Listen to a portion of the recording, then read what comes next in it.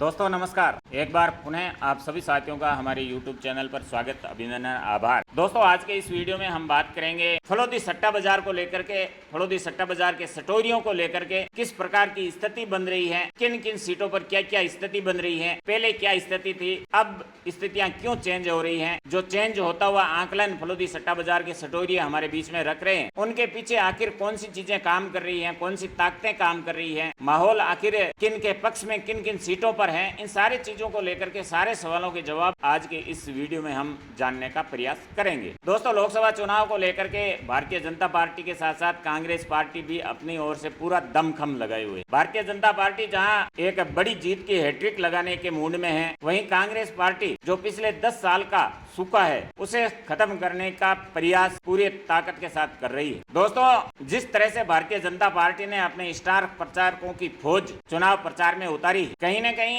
ये जो माहौल बनाने का प्रयास भारतीय जनता पार्टी के पक्ष में किया जा रहा है, वो निश्चय ही जिस प्रकार का माहौल हमें राजस्थान में देखने को मिल रहा है, वो भारतीय जनता पार्टियों की मेहनत सफल होती हुई दिखाई दे रही है। अगर एक दो लोकसभा सीट को छोड़ दे, जो फलोदी सट्टा बाजार के सटोरिये जिस चीज को लेकर के आंकलन लगा रहे हैं, वो पूरा का पूरा माहौल भारतीय जनता पार्टी के पक्ष में दिखा रहे हैं। पहले अगर हम बाड़मेर लोकसभा क्षेत्र की बात करें, तो बाड़मेर लोकसभा क्षेत्र को लेकर के फलोदी सट्टा बाजार के सटोरियों की ओर से कुछ दिन पहले भी एक आंकलन आया था, और जिसको हमने वीडियो के जरिए आपके सामने रखा, और उस हमारी वीडियो को आपने बहुत ज्यादा सपोर्ट दिया, बहुत ज्यादा प्यार दिया, बहुत अच्छा समर्थन आपने हमें दिया, और अपनी जो भावना है वो भी कमेंट बॉक्स के माध्यम से आपने हम तक पहुंचाई। जिस तरह का प्यार आपने उस वीडियो में दिया, उम्मीद करते हैं कि इस वीडियो के साथ साथ हर वीडियो में आपका वो प्यार, आपका वो समर्थन, आपका ये सहयोग, आपका वो आशीर्वाद हमें और हमारे चैनल को मिलता रहेगा। दोस्तों बाड़मेर लोकसभा क्षेत्र पर जो सटोरिये कुछ दिन पहले कह रहे थे, और हमने वीडियो के जरिए आपको भी बताया था,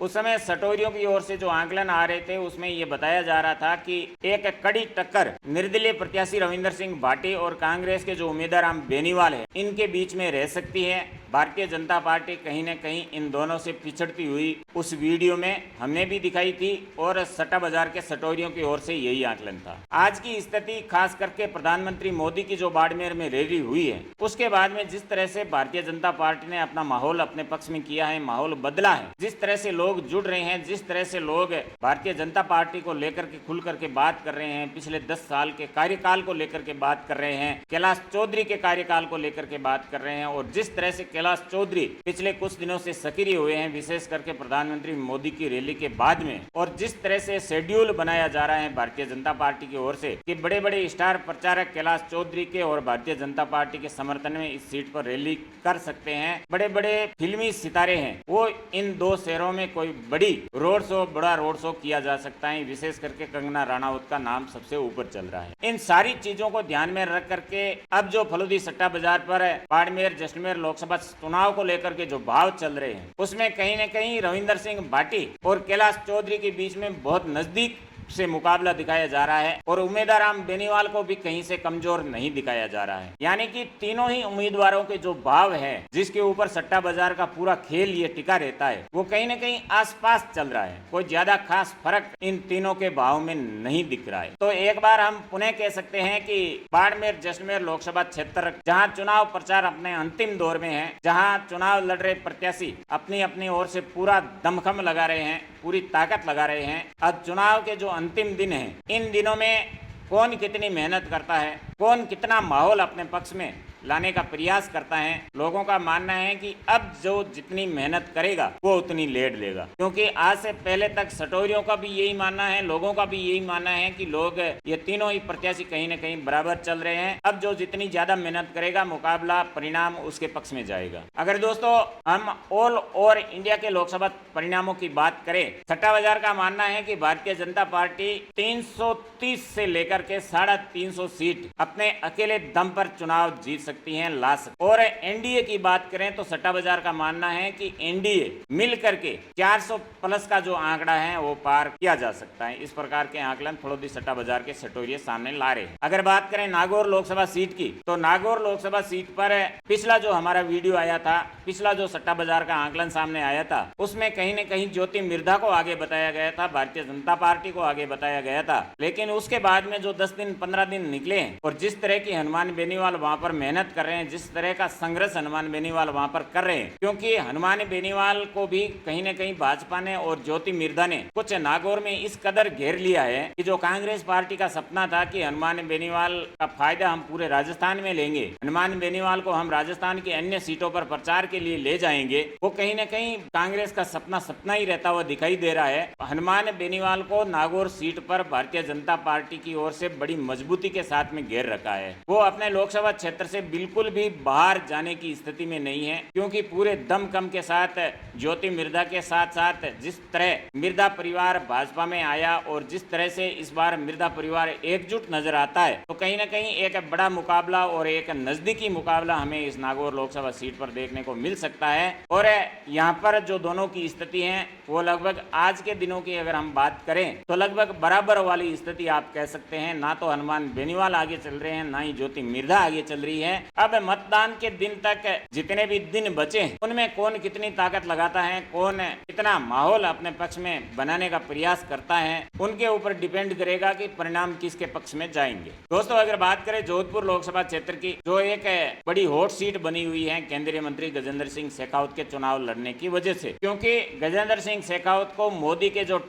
टॉप 10 मंत्री हैं उनमें गजेंद्र सिंह शेखावत को समझा जाता है। इतनी नजदीकियां प्रधानमंत्री मोदी को लेकर के गजेंद्र सिंह शेखावत की लोगों को लगता है कि है। जिस तरह का अहम मंत्रालय गजेंद्र सिंह शेखावत संभाल रहे हैं, जिस तरह की जिम्मेवारी गजेंद्र सिंह शेखावत के कंधों पर है, यानी कि पानी को लेकर के, और पूरे राजस्थान में विशेष करके पश्चिमी राजस्थान मारवाड़ के क्षेत्र की बात करें तो पानी को लेकर के यहाँ क्या स्थिति है किसी से छुपी नहीं है। और इन सब चीजों को लेकर के यहाँ जो कांग्रेस के प्रत्याशी हैं करण सिंह उचियारडा, वो गजेंद्र सिंह शेखावत पर लगातार प्रहार कर रहे हैं। वो ये पूछना चाहते हैं कि जिस विभाग की जिम्मेवारी गजेंद्र सिंह शेखावत के कंधों पर थी, पूरे देश भर को पानी पिलाने की जिम्मेवारी गजेंद्र सिंह के हाथों में थी, आखिर मारवाड़ के क्षेत्र में और विशेष करके जोधपुर लोकसभा क्षेत्र में गजेंद्र सिंह शेखावत पानी क्यों नहीं पहुंचा पा रहे हैं। गजेंद्र सिंह शेखावत डिपेंड करते हुए भी नजर आते हैं। वो कहते हैं कि कांग्रेस की सरकार थी और हमारे कामों को कांग्रेस पार्टी आगे नहीं बढ़ा पा रही थी, हमारे प्रोजेक्ट कांग्रेस पार्टी आगे नहीं बढ़ा रही थी, इसलिए ज्यादा काम नहीं हुए। लेकिन अगर हम सट्टा बाजार की बात करें तो करण सिंह उचियारडा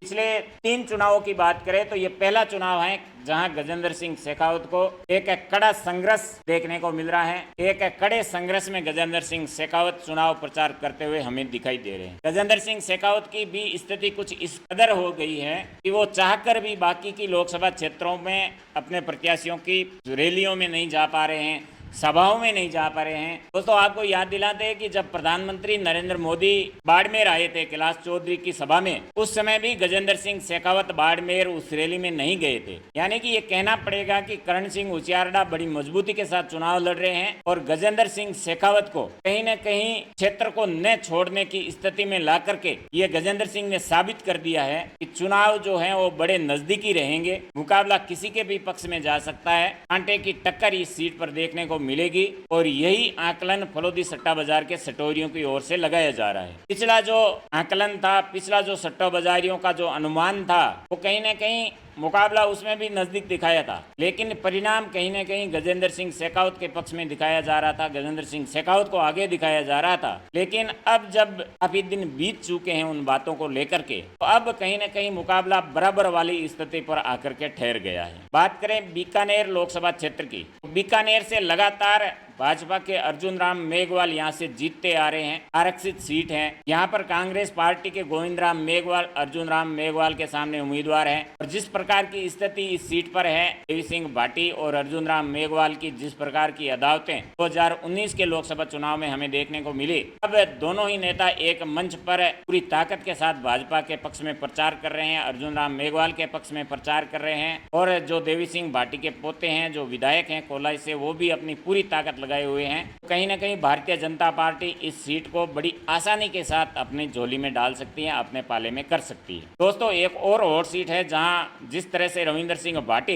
एक युवा विधायक के तौर पर भारतीय जनता पार्टी के सामने एक बड़ा चैलेंज बन करके उभरे हैं, ठीक उसी तरह बांसवाड़ा लोकसभा क्षेत्र है जो आदिवासी बेल्ट है, आदिवासी क्षेत्र है, वहां से जो एक नई पार्टी 2023 के विधानसभा चुनाव से कुछ दिन पहले अस्तित्व में आई थी, बीएपी भारत आदिवासी पार्टी, उसके जो बड़े नेता है राजकुमार रोत, जो 2023 के विधानसभा चुनाव में चुन करके विधायक भी बने, 2018 में भी विधायक बने और बीएपी के 3 विधायक हैं। तीनों ही विधायक बांसवाड़ा लोकसभा क्षेत्र की विधानसभाओं में हैं। वहां पर भी राजकुमार रोत एक बड़ी ताकत के साथ चुनाव लड़ रहे हैं। आदिवासियों के जो मूल मुद्दे हैं उनको आगे रख करके राजकुमार रोत चुनाव लड़ रहे हैं। आखिर आदिवासियों को जो हक मिलना चाहिए, आखिर आजादी के इतने लंबे कालखंड के बीत जाने के बाद भी उन्हें क्यों उनसे वंचित रखा गया है, इन सब बातों को ध्यान में रख करके राजकुमार रोत वहां चुनाव लड़ रहे हैं। और भारतीय जनता पार्टी के जो महेंद्रजीत सिंह मालवीय हैं, कुछ दिन पहले तक कांग्रेस पार्टी के एक बड़े दिग्गज नेता हुआ करते थे, एक बड़ा आदिवासी चेहरा हुआ करते थे।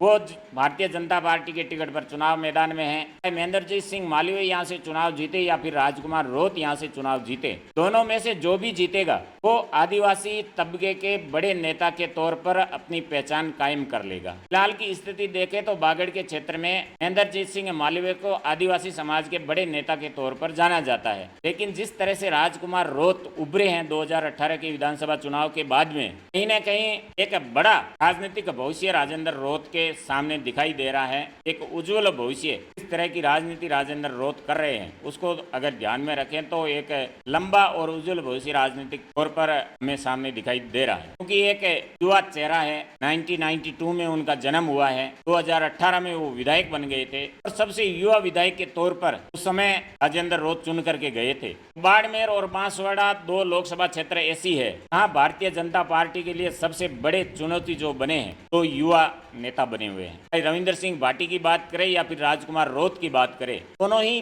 बड़ी चुनौती बन करके भारतीय जनता पार्टी के सामने खूंटा गाड़ दिया है उन्होंने। तो यहाँ भी मुकाबला नजदीकी है, लेकिन कहीं ना कहीं राजकुमार रोत को इस सीट पर आगे दिखाया जा रहा है सट्टा बाजार के सटोरियों के अनुसार। अगर तीसरी सीट यहाँ पर कांग्रेस या कांग्रेस के गठबंधन के जीतने के आसार सबसे ज्यादा बन रहे हैं, वो सीट है सिक्कर की। सिक्कर सीट पर कांग्रेस पार्टी ने सीपीएम से गठबंधन किया था और इस सीट पर कांग्रेस पार्टी ने जिस सीपीएम के साथ गठबंधन किया वो सीपीएम ये लोकसभा सीट अपने खाते में डाल सकती हैं, वो निकाल सकती हैं। इस प्रकार के जो आंकलन हैं वो सट्टा बाजार के सटोरियों की ओर से लगाए जा रहे हैं। तो दोस्तों ये कुछ सीटें थी जिस प्रकार की बातें सट्टा बाजार में चल रही है, विशेष करके फलोदी सट्टा बाजार में इस तरह की हलचल सटोरियों में चल रही है, विशेष करके फलोदी सट्टा बाजार के सटोरियों में, उन सारी स्थितियों को हमने वीडियो के जरिए आपके सामने लाने का प्रयास किया। दोस्तों उम्मीद करते हैं अब तक आपने हमारे चैनल को सब्सक्राइब नहीं किया है तो डेफिनेटली आप सब्सक्राइब करेंगे। जिस तरह का प्यार और सपोर्ट हमें आपका मिल रहा है आगे ही इसी तरह से मिलता रहेगा। आपने अपना कीमती समय दिया उसके लिए बहुत बहुत आभार। अपना व अपनों का ख्याल रखते हुए हमसे जुड़े रहिएगा। बहुत बहुत धन्यवाद।